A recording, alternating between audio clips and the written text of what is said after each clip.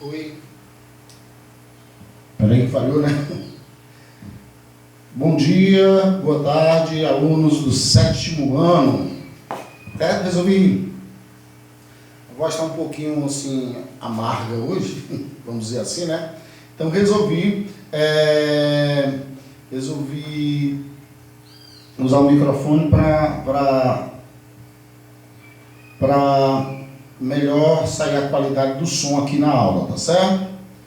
Então, beleza. Bom dia, como eu disse, boa tarde para vocês. Só ajustar um pouquinho aqui a câmera, ok? Então, vamos lá. Nós começamos a fazer uma sequência de exercícios, nós já estamos na 6ª questão. Então, nós temos as 3 últimas questões como perguntas sobre o que é agricultura, ou melhor, como é que eu vou chamar a arte ou técnica de cultivar plantas, não é isso? Resposta: agricultura. Certo? Na outra questão, como eu chamo a técnica para a criação de animais, evidentemente que a resposta é a pecuária. E claro, a atividade de extração da matéria-prima, certo? Recursos minerais, vegetais e animais, eu tenho atividade do extrativismo. Ok? Prontinho. Essas atividades, elas têm ligação direta com aquela outra questão que nós fizemos, que é o setor primário, né? O setor que se desenvolve na área rural, no campo. Então, o setor da área rural tem relação direta com agricultura, pecuária e extrativismo. É claro que a gente pode ter a industrialização também na área rural, por exemplo, a agroindústria.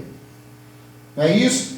E a gente pode ter também a questão da mistura das atividades. Geralmente, principalmente agricultura e pecuária, elas se encontram no mesmo complexo produtivo, certo? E são atividades desenvolvidas juntas, uma com a outra. Ok? Prontinho. Então, eu tenho no campo essas atividades, né, do setor primário, volto a dizer, só para frisar, eu gosto de dizer muitas vezes, né, para ficar aqui, apesar do vídeo, você poder ver também muitas vezes, repetir o vídeo certinho, mas é claro que a gente falando, mais vezes, a sua capacidade de entendimento se torna maior também. Às vezes, tá bom? Pronto. Então, acontece muito por exemplo, eu tenho na agricultura as grandes propriedades rurais e eu tenho as pequenas propriedades rurais, certo?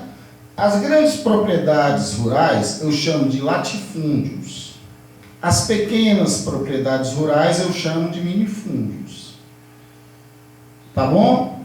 Então, claro, quem é dono das grandes propriedades rurais são as pessoas que são do campo, mas são pessoas relativamente com uma muito melhor condição aquisitiva, né? Poder aquisitivo, certo? Poder de compra, são as pessoas privilegiadas economicamente, as pessoas ricas, né? Certo?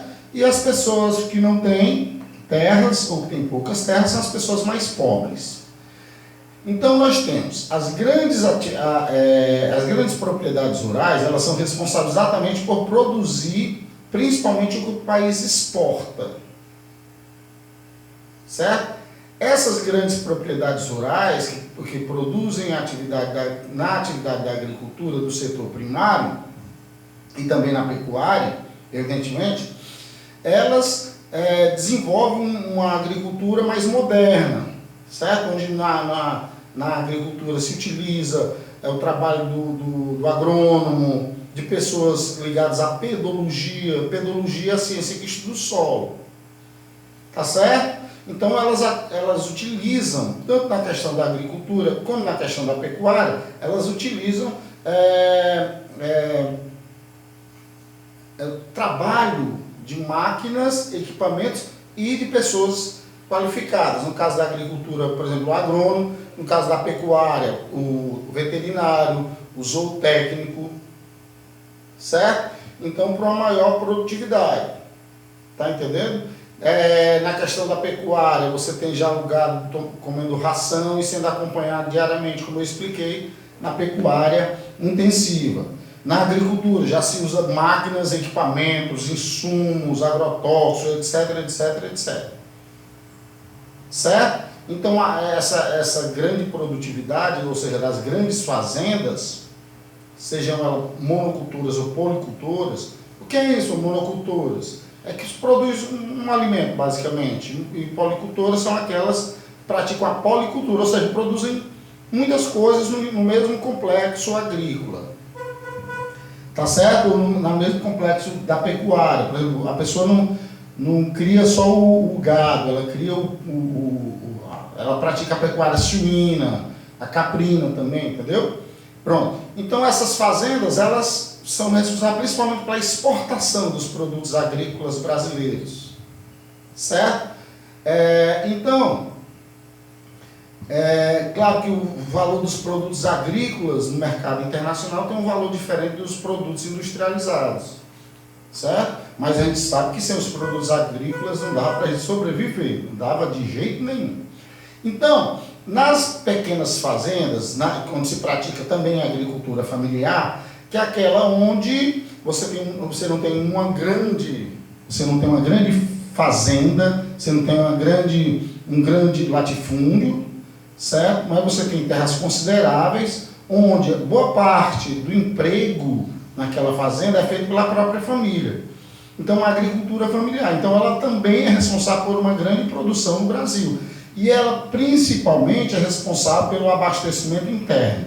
Então, vamos entender. Principalmente as grandes latifúndios, não é particularidades, principalmente os latifúndios abastecem o mercado externo. Certo? As exportações, quando o Brasil vende para outros países, ele está exportando. E as propriedades, as menores propriedades, onde se pratica a agricultura familiar, abastece o mercado interno com produtos agrícolas, com a carne, o leite e tal, que é ligado à pecuária, e por aí vai. Ok? Prontinho. Só uma pausazinha, porque eu tenho uma música para soltar aqui, tá? E eu esqueci de botar o carregador. Só um minutinho, rapidez. Ok? De novo esqueci de ligar o microfone, certo? Então, ok, né? Deu para entender, né? Evidentemente, não necessário essa obrigatoriedade dessas atividades abastecerem o mercado interno ou externo, mas se dá dessa forma. Tá certo? Então, eu tenho as grandes propriedades rurais e as pequenas propriedades rurais. Certo? Eu tenho trabalhador, eu tenho a pessoa que tem muita terra, que são os latifundiários, as pessoas que têm pouca terra são os minifundiários, e aquelas pessoas que não têm terras nenhuma para plantar. Elas podem também oferecer a sua mão de obra, certo? Nas fazendas. Né?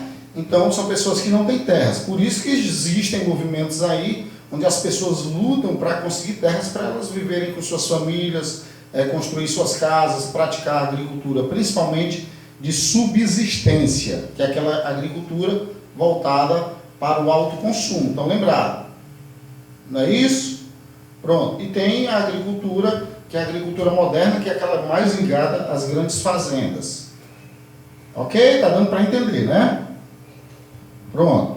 Então, acontece que pessoas que têm pequenas fazendas, mas por algum motivo não conseguem plantar, porque não tem sementes, não tem projetos de irrigação feitos pelo governo, que não tem as condições mínimas para praticar a agricultura, seja ela de subsistência ou para abastecer um pequeno mercado ou o mercado interno. Certo? Às vezes acontece, a pessoa investe tudo que tem numa plantação, acontece uma praga, a pessoa perde praticamente 99% da produção, né? E fica endividado. Ele contrai empréstimos ou ele pega o dinheiro que ele tinha guardado, certo? E não dá rendimentos. Então a pessoa fica endividada, podendo... aí ele vai fazer o quê? Ele está arruinado, porque a produtividade não deu certo, ele não tem crédito bancário, porque os créditos bancários no Brasil, infelizmente, para os grandes fazendeiros, eles são facilitadíssimos. Mas para os pequenos fazendeiros já existe uma maior dificuldade, exatamente porque eles têm poucas garantias, eles dão poucas garantias para honrar seus compromissos. Certo? Então, isso é uma realidade. Então, toda essa pouca gente com muita terra, gente com pouca terra e muita gente sem terra nenhuma, certo? Isso aí se dá a estrutura fundiária, certo? Fundiária tem a ver com o campo, com a estrutura das terras, né? Porque sem terra não dá para plantar, né? Um solo bom é essencial para que a gente tenha o melhor plantio, certo? Para isso, muitas vezes o solo não é bom, mas ele pode ser corrigido. Então precisa de ajuda de uma pessoa ligada à pedologia. Olha a palavra, pedologia, não vai se enganar. Pedologia é a ciência que estuda os solos, certo? Uma ciência desenvolvida na antiga União Soviética, e uma ciência importante porque é do solo que a gente faz a plantação, é do solo que é do solo que nasce o pasto, que alimenta os animais também, certo? Então, ele é fundamental. Então, ter terras é fundamental para que você pratique a agricultura. Então, essa realidade do Brasil, onde pouca gente tem muita terra e muita gente não tem terra nenhuma, estabelece a estrutura fundiária. Então, terra tem, alimentação tem. O que falta no Brasil é uma melhor distribuição das terras. Por isso que tem gente que luta por uma coisa chamada reforma agrária. E o que é reforma agrária? É a distribuição de terra para trabalhadores que não têm terra. Isso é uma luta antiga. O governo, todos os governos que passaram, todos eles, nenhum deles fizeram realmente uma política grande e efetiva de distribuição de terra no Brasil. Porque tem muitas fazendas que têm seus donos. Claro, as pessoas são donos da terra, então elas têm direito à terra. Mas o governo pode pegar, indenizar aquele grande fazendeiro, certo? Comprar a terra e distribuir para os trabalhadores. Então todo mundo sai ganhando. O grande fazendeiro não perde sua terra, porque ele não estava utilizando para nada, é terra improdutiva. Então ele distribui, o governo distribui para as populações que não tem terra, para o pessoal que não tem terra. Aí, claro, se ele só distribuir a terra, também tem outro problema. As pessoas não vão ter como comprar sementes, não vão ter projetos de irrigação, não vão ter como arar o solo, porque não tem nem as máquinas rudimentares, ou os equipamentos rudimentares, quanto mais máquinas para trabalhar, né? Então, é difícil. Então, o governo também ele teria que dar uma assistência para essas pessoas, pelo menos, começarem a praticar suas agriculturas.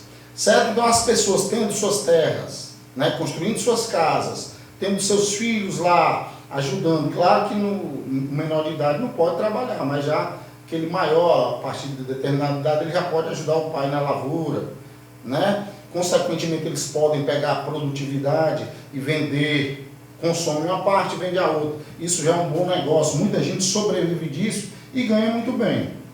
Tá certo? Muitas famílias tem esse tipo de produtividade e abastece o mercado interno, como eu já falei.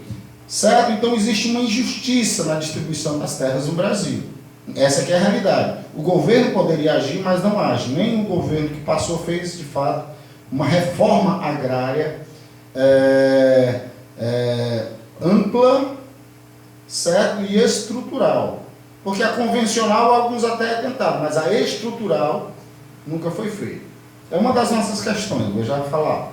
Tá certo? Só queria falar isso aqui, e a gente vai fazer a questão também, porque eu tenho uma musiquinha aqui que eu vou soltar, certo? Que fala exatamente do tema que eu quero abordar aqui, que é o êxodo rural. Por exemplo, eu tenho minha fazenda, mas eu não tenho como plantar, o que eu faço? Eu vendo a minha fazenda para um latifundiário, que é aquela pessoa que tem dinheiro para poder comprar, né?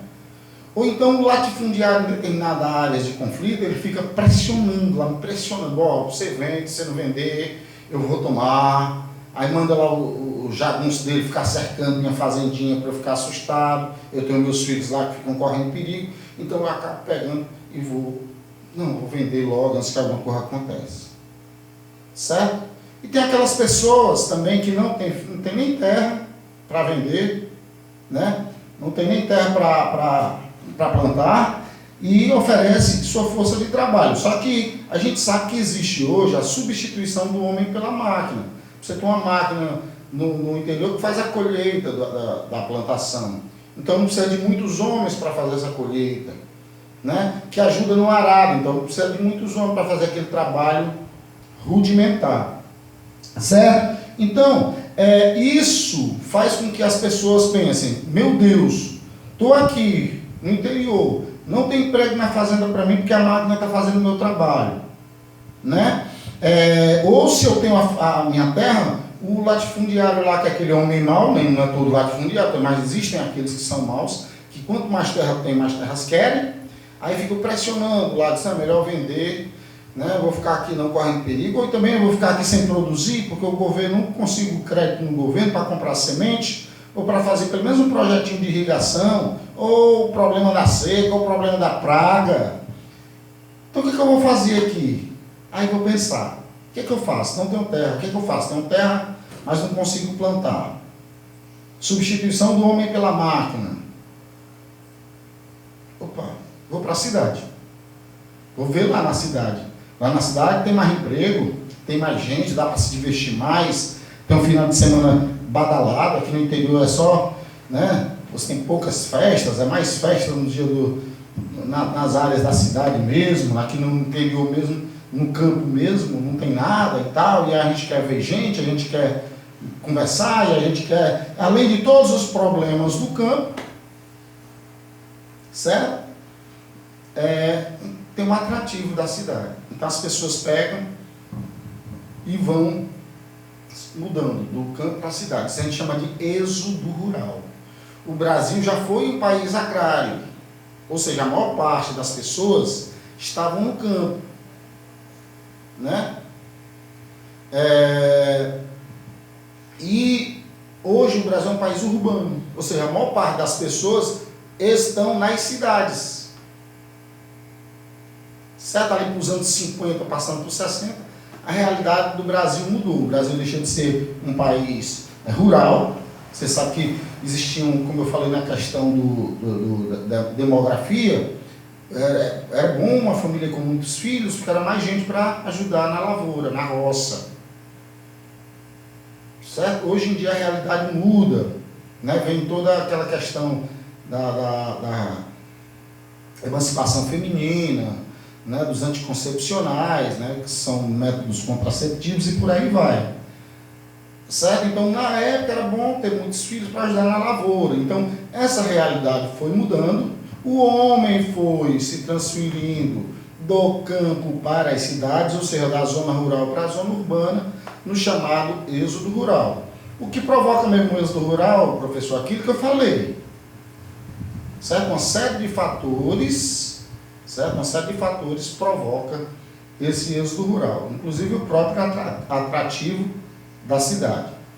Tá bom? Então, por exemplo, no Brasil nós tivemos muita gente migrando das áreas rurais para as áreas urbanas. Né? Pessoas do Nordeste foram sair das suas áreas rurais e foram para grandes cidades. Quais foram essas principais cidades que foram alvo desses imigrantes? Ou desses migrantes? Fortaleza, Recife e Salvador, que são as três grandes metrópoles do Nordeste. Outros também, mas essas são as três principais. Né? Na ordem, Salvador, Fortaleza e Recife. Então o pessoal procurou essas cidades. E muita gente, certo? Procurou o que era chamado na época de Sul Maravilha, que apesar de ser da região sudeste, ficou conhecido como Sul Maravilha, que é a cidade de São Paulo. Porque a industrialização se intensificou naquela região, principalmente no estado de São Paulo, principalmente na região metropolitana de São Paulo. A gente tem o famoso ABC ou ABCD paulista, né, formado pelas cidades de Santo André, São Bernardo, São Caetano e Diadema, certo? que também recebeu muitos migrantes na época, muitos imigrantes nordestinos, né, com relação a eles lá, para a gente é imigrantes, como eu já expliquei, certo? E pessoas se estabeleceram, né, também ajudaram a fazer a riqueza de São Paulo, certo? E os seus filhos foram nascendo lá, né? Quando nasce, por mais que seja descendente de nordestino, claro, é paulista, né? Nasceu no estado de São Paulo, ok? Pronto. Então, o êxodo rural. Tem gente não que pelejou lá, ficou na sua terra, não deixo minha terra, eu amo minha terra, eu gosto do meu gadinho, né? Tem muitas músicas no Brasil, principalmente músicas nordestinas, que falam disso, né? Então, que falam do... Eu não quero deixar o meu interior, a minha terra, ou muitas músicas que falam, eu tive que deixar a minha terra porque procurei uma alternativa, uma melhor condição para poder viver, porque lá onde eu estava não estava dando para eu sobreviver. Além do Nordeste, a questão que eu expliquei, da pressão dos latifúndios sobre os minifúndios, tem a questão da seca, do mau gerenciamento dos recursos hídricos. Hídricos quer dizer água.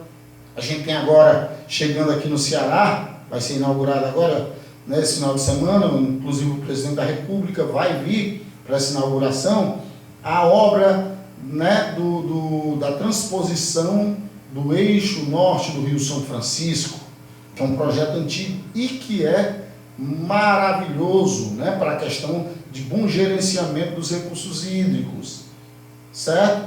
Vai deixar uma região historicamente seca uma condição melhor, principalmente se tivermos nos próximos anos secas mais acentuadas, porque às vezes chove mais, às vezes chove menos. Isso já é uma característica natural do semiárido nordestino. Ok? Então eu vou cantar uma musiquinha aqui, só para a gente dar aquela ilustradinha, como quase toda aula a gente canta uma música ou duas, né, sobre essa questão de permanecer nas suas terras. Tá certo? E a gente vai ver a questão da agricultura e também que ele fala da questão da pecuária, da plantação, né, e da criação. Ok? Vou soltar aqui o